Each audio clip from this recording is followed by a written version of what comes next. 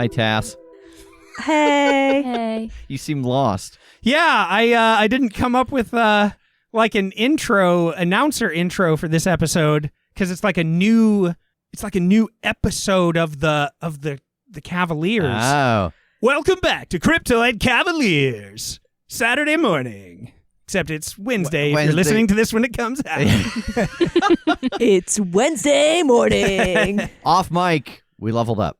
Yes. Woo, woo. You did level up. Congratulations. Did anybody take any like new moves or anything or just some stat boosts? I took a new move. What'd you take? I took the move Smartass. When you talk back to an authority figure or an opponent, clear 1d3 damage. Nice.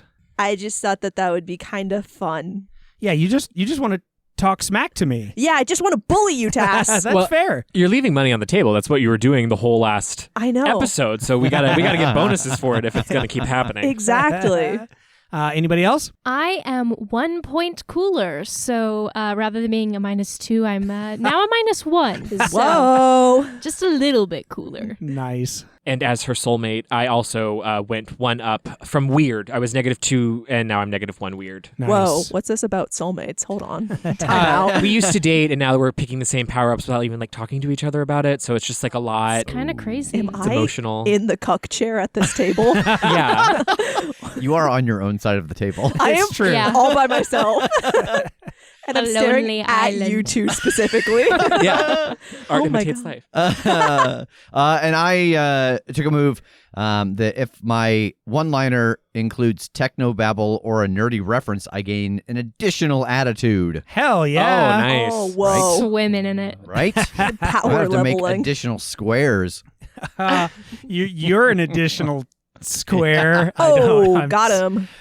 Today on Cryptoid Cavaliers, we see a view of Beachfield High School, a bustling day as all the kids are going back and forth between classes. Normal day as our Cavaliers are really having a nice long stretch of nothing of note happening with Adram, the Prince of Shadows, or any of his cronies.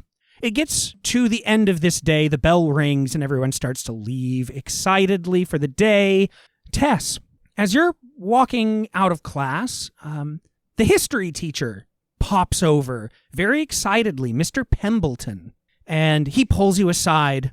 Tess, do you have a moment? Yeah, sure. What's up? Well, I am very excited to announce that Beachfield this year has been decided to be this district's center for the history presentation extravaganza for charity. Well, I thought of you immediately. Since we're hosting, we need 2 teams to represent us with some sort of presentation of a historical moment. And I thought, who better? We did unfortunately need 2 teams, and one Mr. Wendell Cox donated enough to the charity so that his sons would be the other team, but I was able to choose the second team, and, well, I thought of you and whomever you might think would work best for, all of the interesting things that you seem to keep track of. Are you interested? I think her eyes kind of just light up in a way that, you've not quite seen. And she just kind of gets this energy about her, and she's like, absolutely, yes, I would be interested. I am elated to hear this. It will be tomorrow evening in the gym.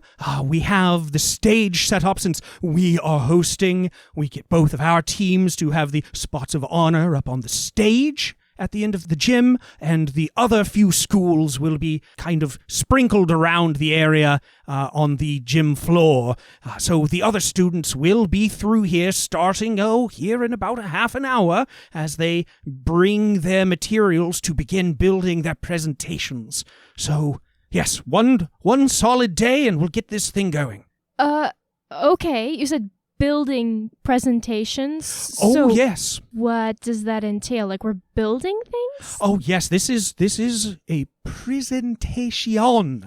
You need to really wow us. I can't say too much because this is supposed to come from your mind. But just as some examples, 1 year, Forest Plains High School, they did a full performance with actors from their theater group presenting one of the historical moments from America, and others present with art, some with dance. It's really interpretive to you, however you would like to present to the judges your particular moment in history. I need to run home and get my tap shoes. Marvelous. Marvelous. Yes, it is up to you whom you would like to use for this, so just know that we're really riding on you to win this thing because Rags and Rich are just dullards. And what do I get if I win? You get to choose the charity that all of the money coming in would go to, as well as maybe just a little bit set aside for college funds. Okay, yeah, sure. That sounds great. Marvelous. That maybe sounds a little bit like embezzlement. Yeah. Just a skosh. I'd be careful. We'll skim off the top. Oh, we've raised all this money. Who says how much of it has to go to charity? Oompa Loompas come out. Well, it's usually extra credit in my class, but you don't need it. So, Yeah. So we're going to steal from yes, charity. we're going to steal. Yes. That's how that's going to work. It's America, after all. Yeah. And he shakes her hand very excitedly. Thank you. I'm so very excited. I have all of my trust in you. Great. No pressure. None at all. Do well. Okay. Have a lovely evening. You too. Work hard on this. Oh, I sure will. The school won't survive without victory. And off he goes.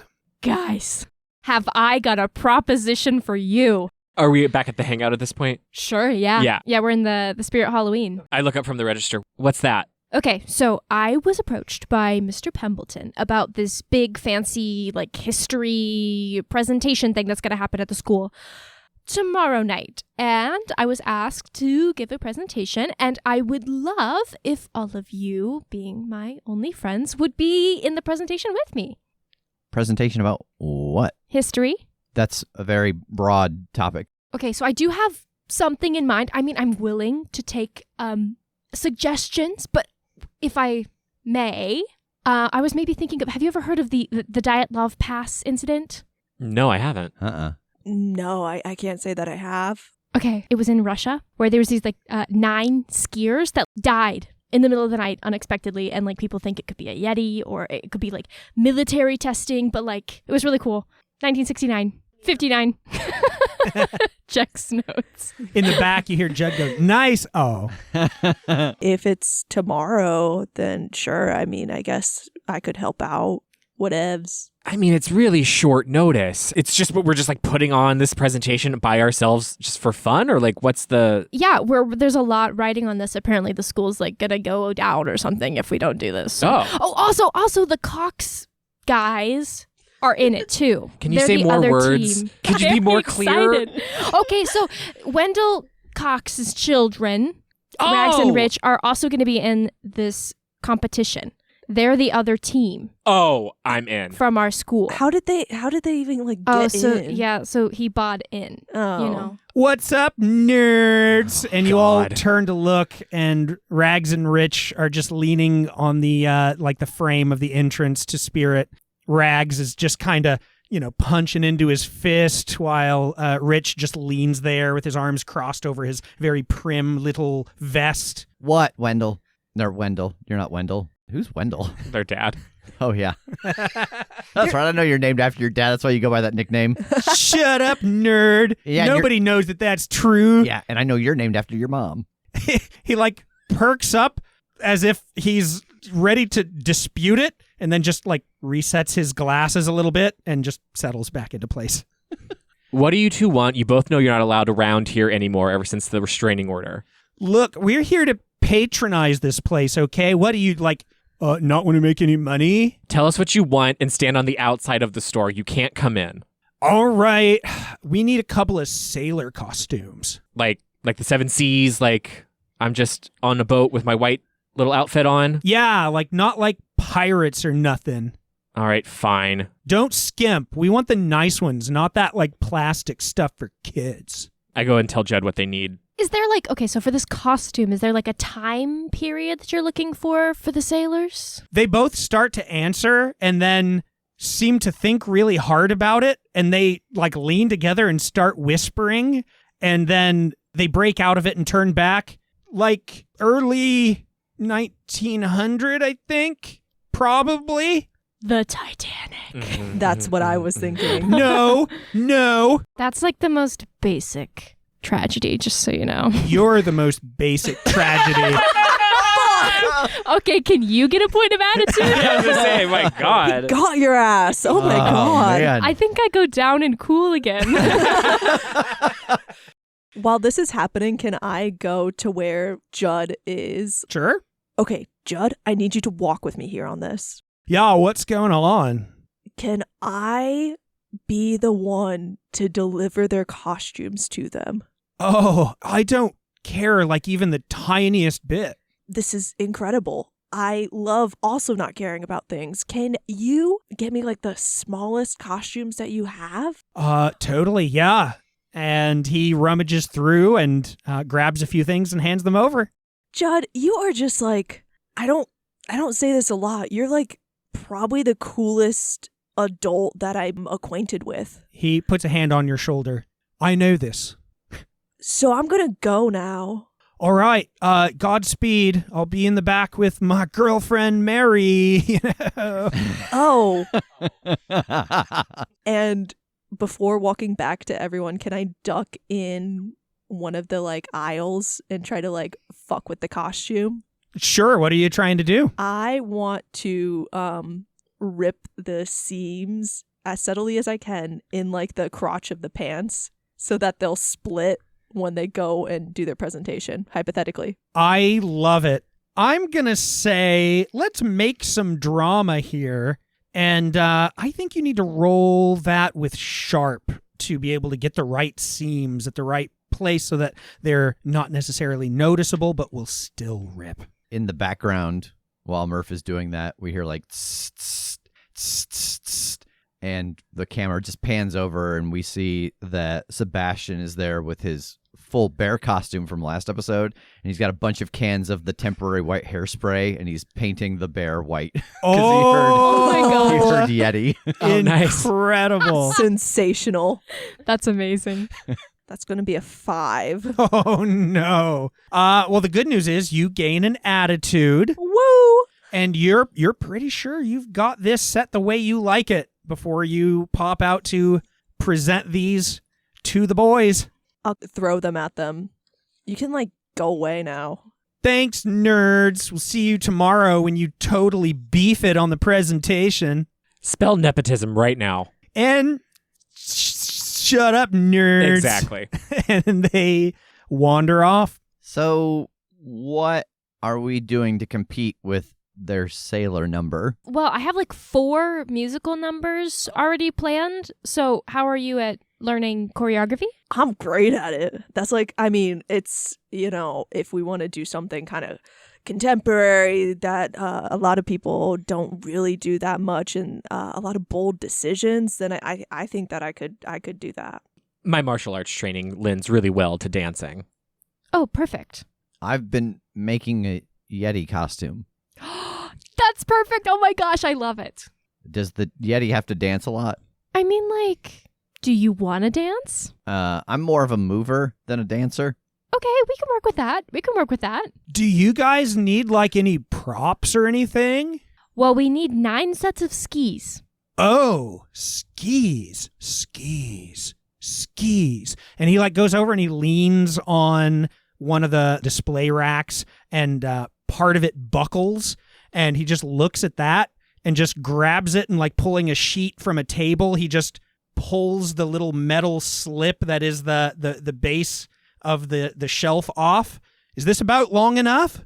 Yeah. Nice. He just tips over the whole rack, dumping everything off of it, and starts pulling those little shelving sheaves off for you. We'll also need some tents, some camping supplies, and some old kerosene-looking lamps, I think. Lamps I can do. The rest of that, is not really stuff people like wear as costumes, so I don't have that here. What were you saying about radiation? Oh, yeah. So some of the bodies that were found later were found with some radiation on them. So that was like a part of the mystery of what happened. And that's why they thought maybe it was like military testing because, radiation. So we could maybe paint people green. We would have body paint here for sure. Do you have glow paint? Yeah. Perfect. And I know a guy for the other things that you need, like a tent and the lamps. Were you thinking fake snow? Was it snowing? That would be amazing. Okay, I can definitely track those 3 things down. Would we need I don't know, mountain climber outfits or Absolutely we would. do we have that as a costume? I do have that.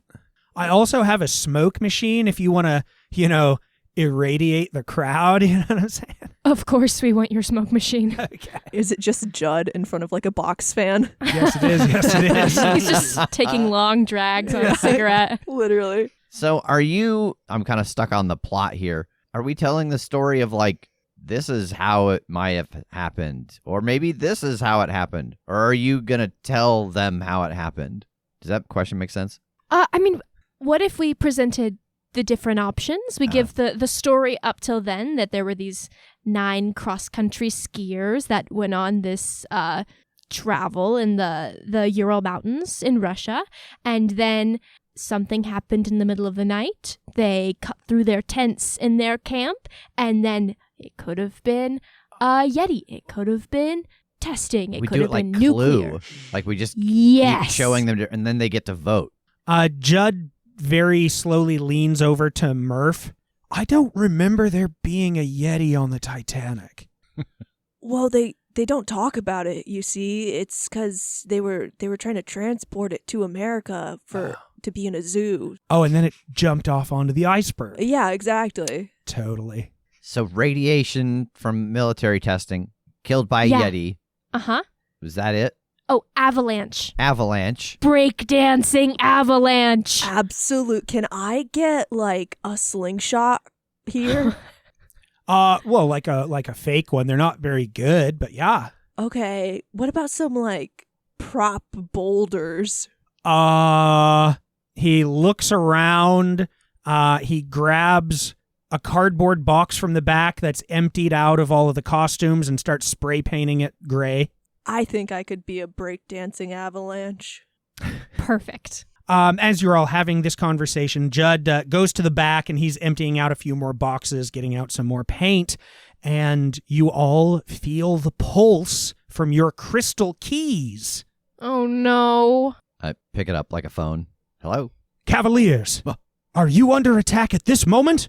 No. Uh-uh. Besides, teenager puberty stuff. Yeah, like a mental attack, maybe. I understand. Well, in either case, that's good. I have detected that some rubbers have been released on the city, and some sort of energy that I cannot yet track. It is worth looking into.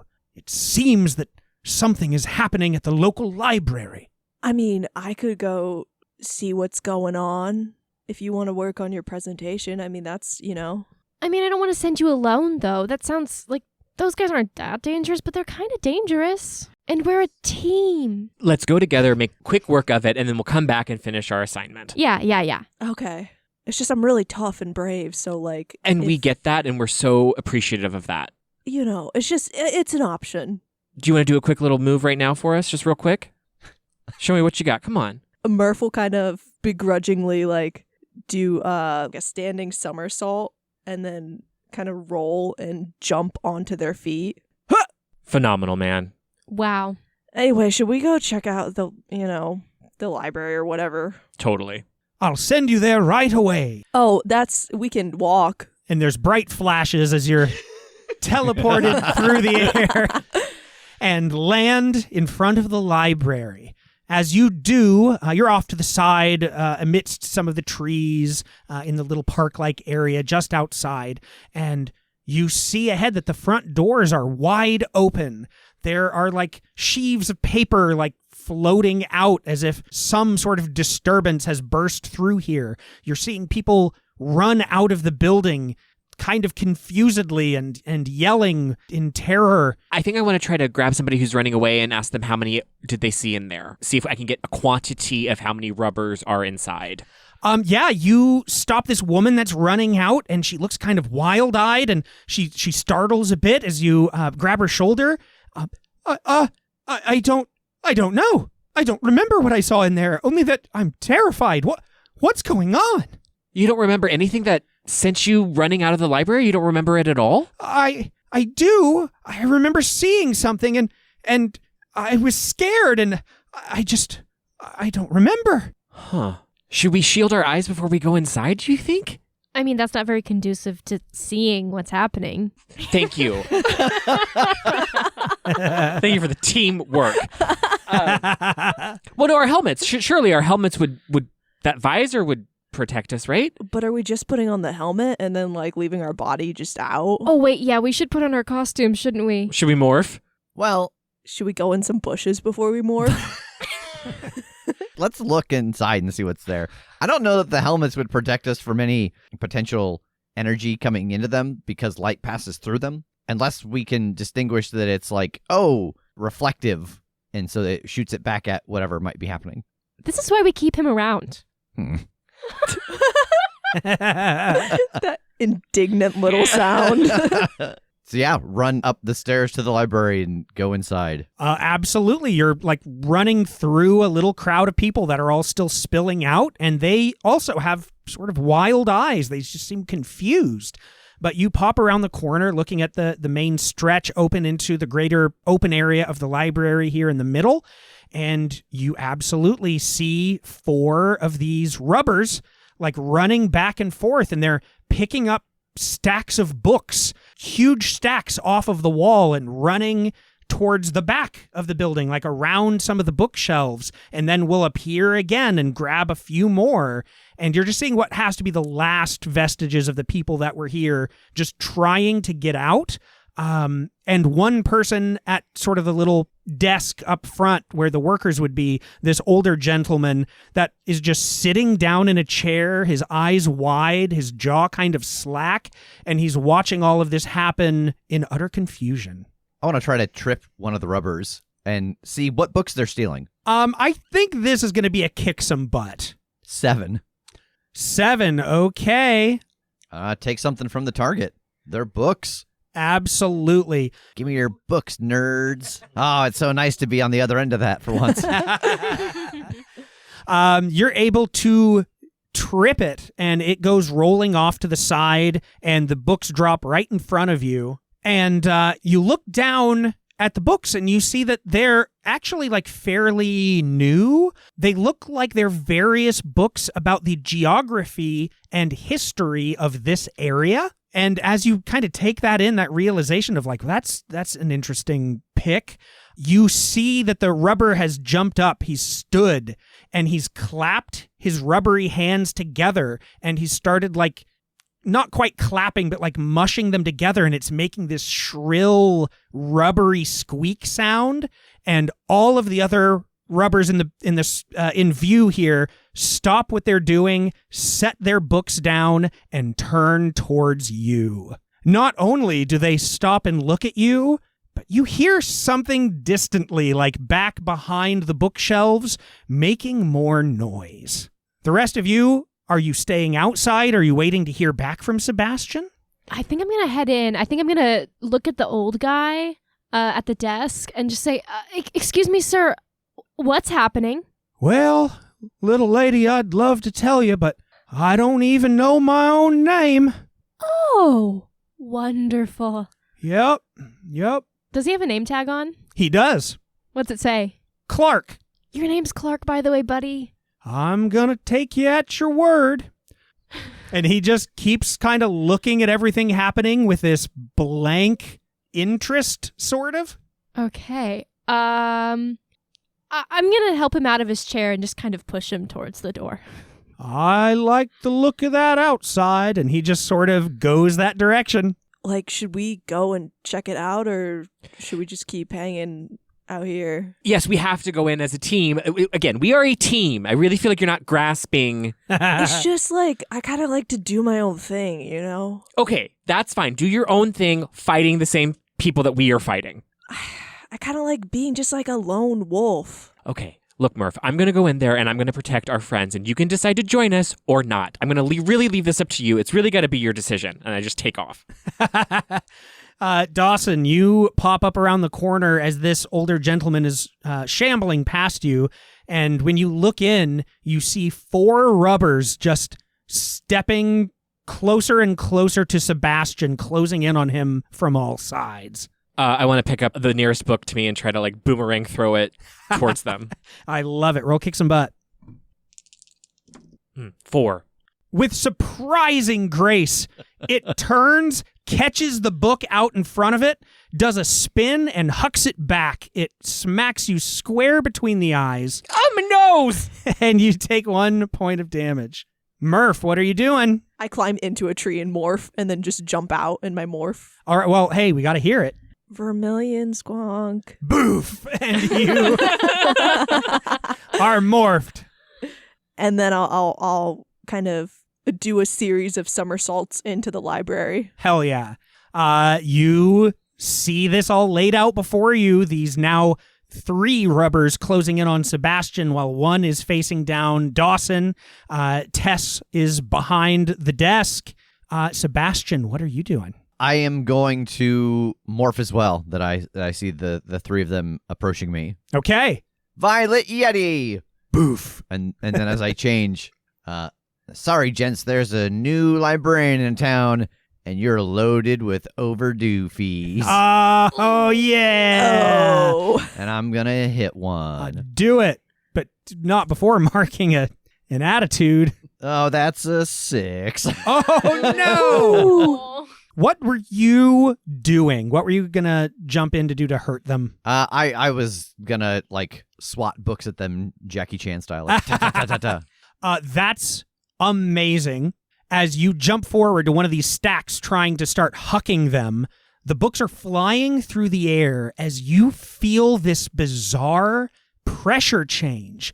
You hear this sound from behind the bookshelves, this and the books start to lift up in the air, and like there's this draft of wind that picks up the books and you. And you just sort of float over the bookshelf on this draft of wind and land behind it, now out of view of the rest of your team. But in front of you, you see this hulking, sort of man-shaped boar wearing a Viking helmet. And that sound is him like inhaling, and these books are just flying into his mouth. And every one that does, you're just seeing these glints of like light in his eyes as he seems to absorb the knowledge within.